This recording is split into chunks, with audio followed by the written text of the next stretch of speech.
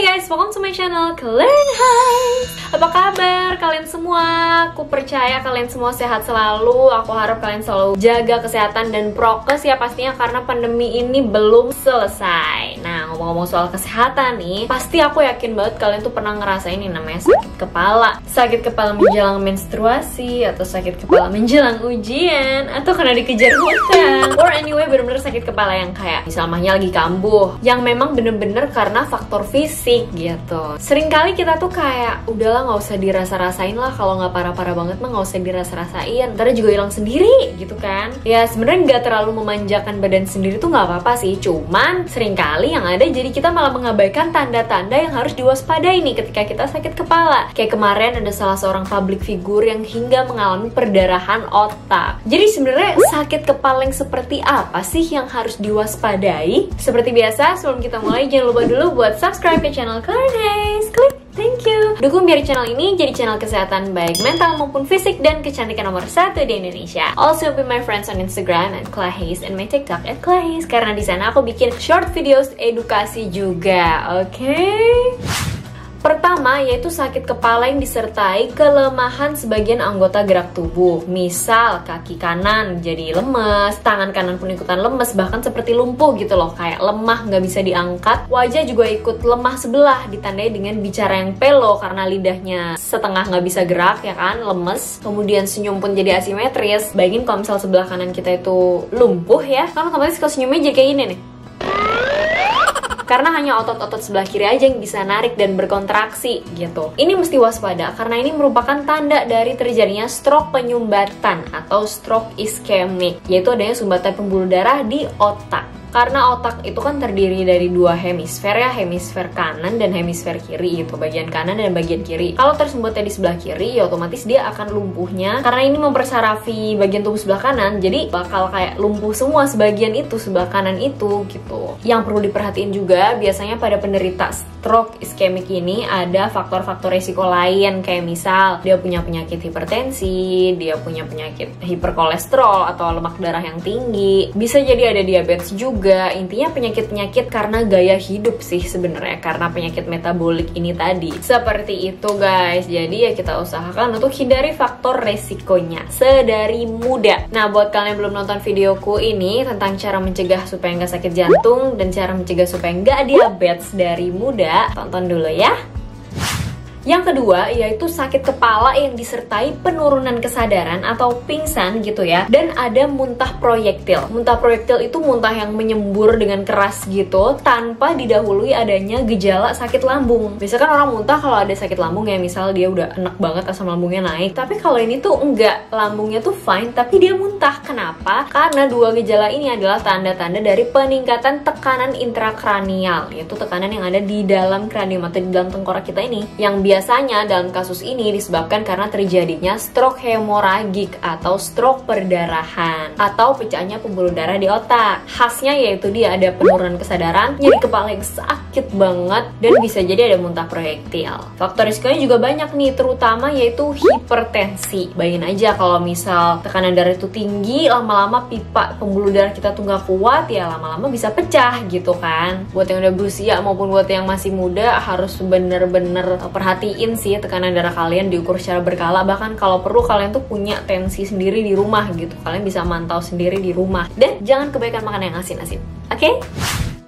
Ketiga, yaitu sakit kepala yang nyeri banget dan disertai penurunan atau kehilangan penglihatan mendadak. Bisa juga disertai mual dan muntah ya. Ini harus bener-bener langsung dibawa ke dokter karena sifatnya darurat ya, karena bisa jadi ini tanda dari glaukoma akut, yaitu peningkatan tekanan intraokuler atau tekanan di dalam mata. Kalau nggak segera ditangani, tekanan yang terlalu tinggi ini bisa merusak syaraf mata loh, hingga bisa menyebabkan kehilangan penglihatan. Glaukoma ini sendiri ada yang primer, ada yang sekunder. Kalau yang primer ya dia timbul sendiri pada orang yang emang punya bakat glaukoma gitu. Kalau sekunder biasanya ada faktor risiko lain, misal dia sering menggunakan obat steroid, tetes mata steroid tuh, karena itu bisa meningkatkan tekanan intraokuler. Terus dia ada faktor lain seperti diabetes, hipertensi, katarak, terus miopi tinggi atau rabun jauh yang gede banget gitu, yang kayak bisa sampai -6 atau -7. Nah, buat kalian yang minusnya tinggi mesti waspada dan hati-hati ya gitu. Kalau bisa sih dibawa ke dokter dan segera dikonsultasikan gimana ditangani menanganinya gitu supaya nggak jadi faktor untuk terjadi glaukoma ini.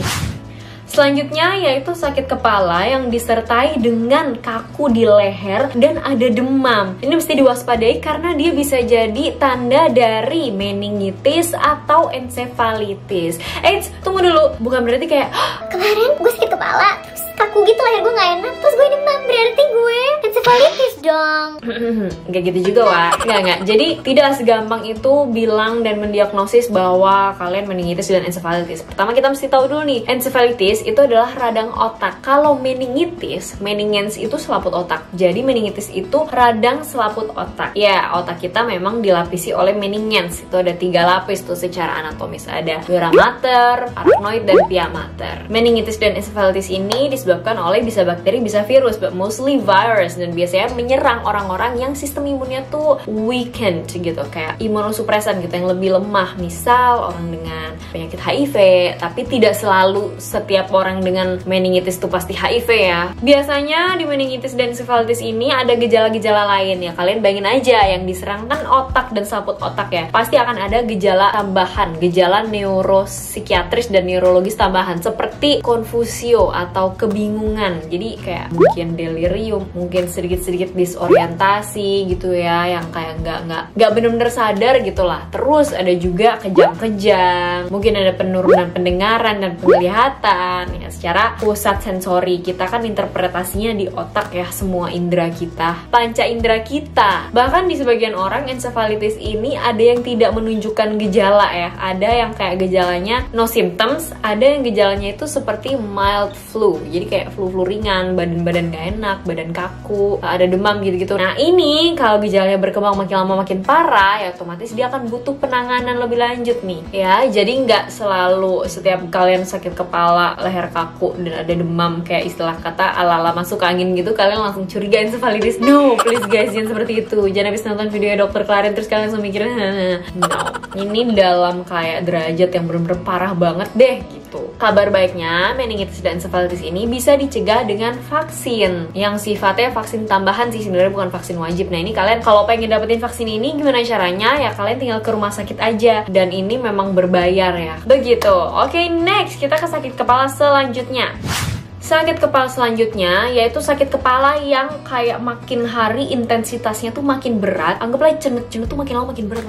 Dan seiring waktu kalian tuh mengalami penurunan berat badan yang drastis. Ini harus diwaspadai karena kalau udah ada penurunan berat badan drastis, ini mengarah ke tumor otak atau bahkan kecurigaan keganasan kanker otak. Sebenarnya kalau ngomongin soal tumor otak tuh gejalanya luas banget ya. Tergantung dari dimana letak masa tumornya ya kan, si benjolannya ini ada di mana, di lobus kanan kah, di kiri kah, di bagian depan kah, belakang kah. Kemudian gejala lainnya apa ya, otomatis tergantung dari fungsi dari lobus yang diserang. Kalau misal ada di dekat pusat penglihatan ya otomatis gejalanya kan penglihatan dulu yang terganggu. Atau kalau ada di dekat pusat motorik, pergerakan kita, ya otomatis motor kita yang terganggu dulu. Mungkin tangannya jadi lemes, jadi ada lumpuh, namun yang tidak setipikal lumpuhnya stroke ya, anggaplah gitu. Kalau stroke kan khasnya setengah badan tuh. Nah kalau ini bisa kaki doang, dua-duanya lumpuh, atau bahkan tetraplegia, bener-bener 2 kaki 2 tangan itu lumpuh semuanya, itu juga bisa. Sekali lagi gejalanya apa di tiap orang tuh beda-beda dan tergantung dari letak si tumor atau kankernya ini gitu. Ya biasanya sih kalau udah kayak gini sih pasti akan mengalami gejala yang berat yang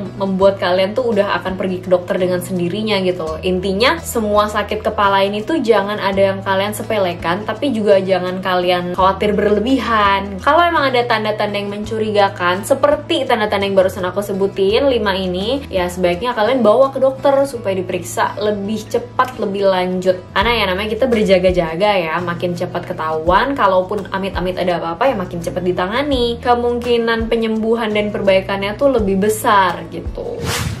So guys, ya aku berharap sih kalian gak ada ya yang ngalamin tanda-tanda seperti ini. Pun kalau misalnya ada, ya sekali lagi jangan malah takut dibawa ke dokter dan malah takut hasilnya buruk gitu. Justru ya itu tadi, makin cepat ketahuan, makin cepat ditangani, makin baik kemungkinan perbaikannya. Yang penting kita melakukan pencegahan dengan cara hidup sehat mulai dari sekarang. Karena banyak tanda-tanda tadi, ya selain tumor ya pastinya yang bersifat genetik ya, itu adalah rootsnya atau akarnya tuh dari lifestyle kita, yang mana itu sebenarnya kita pupuk sedari kita muda. juga. Jadi mulai zaman umur sekarang nih, kayak kita millennials itu udah harus concern, udah harus jaga makan, pola tidur yang baik, olahraga yang teratur, istirahat yang cukup, makan yang bergizi seimbang, jangan kebanyakan gorengan, lemak dan lain sebagainya. Karena itu tadi ujung-ujungnya ke hipertensi, kolesterol, diabetes. Itu udah saudara, itu keluarga besar. Kalau kena satu bisa jadi ketularan yang lain. Bukan ketularan sih, tepatnya kena yang lain juga ya, karena ini adalah penyakit tidak menular. Why can't I stop talking? Right, last message in this video ya, kalian tetap harus prokes. Itu udah paling penting banget, karena ya sekali lagi pandemi belum berakhir. Oke guys, jadi sekian dulu info yang bisa aku bagikan di video kali ini. Aku percaya video ini bermanfaat dan membantu buat kalian semua. Sekali lagi buat kalian yang masih ada pertanyaan, kritik, saran, atau pendapat, atau mau sharing pengalaman kalian, boleh banget kalian komen di bawah ya, biar jadi forum diskusi nih buat teman-teman semua. Atau pengalaman orang tua, keluarga, saudara kalian juga boleh. If you find this video useful, jangan lupa untuk like, klik, thank you. Dan jangan lupa ya untuk subscribe ke channel aku. Bunyiin juga tombol loncengnya, biar kalian tuh dapat notif saat aku bikin kesehatan. Loh, wis ngantuk gitu ya, Bu. Guys, maaf ya, kelarin udah ngantuk. Bunyiin tombol loncengnya ya, biar kalian dapat notif saat aku bikin video kesehatan baru menarik lainnya. Panjang banget tuh. Anyway, jangan lupa buat follow juga Instagram aku di Clahes dan TikTok aku di Clahes, karena aku juga bikin short educational videos there. Thank you so much for watching guys. See you on my next video. Bye.